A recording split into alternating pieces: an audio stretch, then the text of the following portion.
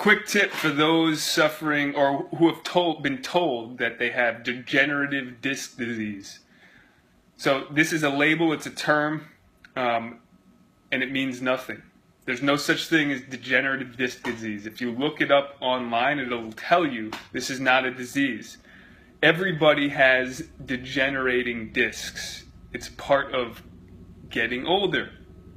And I heard Dr. Stuart McGill say, when you go to the doctor's office, Dr. Stuart McGill is one of the leading spine specialists in the world. And he'd say, when you go to the doctor's office and they see wrinkles on your face, they don't tell you have degenerative face disease, right? Because no one would accept that or buy that. But as soon as somebody accepts that they have degenerative disc disease, they believe that they have a disease.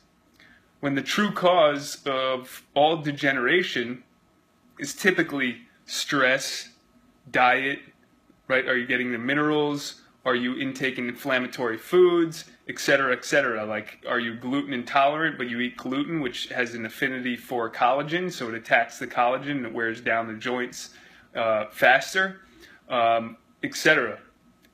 So, the main thing is there's no such thing as degenerative disc disease. Everybody above the age of 50, when they look at a cadaver, their discs are degenerated. Now, some are degenerated a little faster because everybody's different, and some degenerate slower.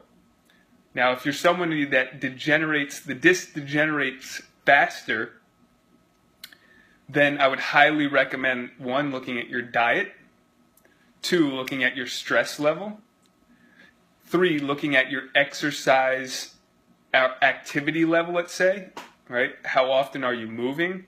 How often are you sitting? If you're sitting, that's one of the most dangerous things for your back, right? If you're sitting all day in a certain position where you're not activating your abs, you're putting stress on the lower back, then this can cause your disc to degenerate because it's not getting the oxygen, the blood flow, and the nutrients it needs. And the nutrients is transferred through synovial fluid, which is released through compression on the back. So compression is needed to keep your back healthy, which means that you need to be lifting or doing things that cause compression on the spine. And this is how we get our nutrients and blood flow. But if you're sitting all day, what happens is you create a lack of blood flow and energy to the certain area. And imagine you sit 8 hours a day. That's 1/3 of your day. You're sleeping the other 8 hours typically, right? So in between that time, the time that you're sitting, you're sleeping, there's not much going on.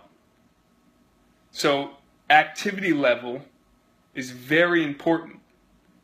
So when you're in between those 8 hours of sitting and sleeping, you should be doing some activity, right? That's why we created Back Pain Relief for Life, because it helps people get blood flow, nutrients, and oxygen to their back so that they can combat the stress, the lack of activity, the lack of blood flow and nutrients to the back.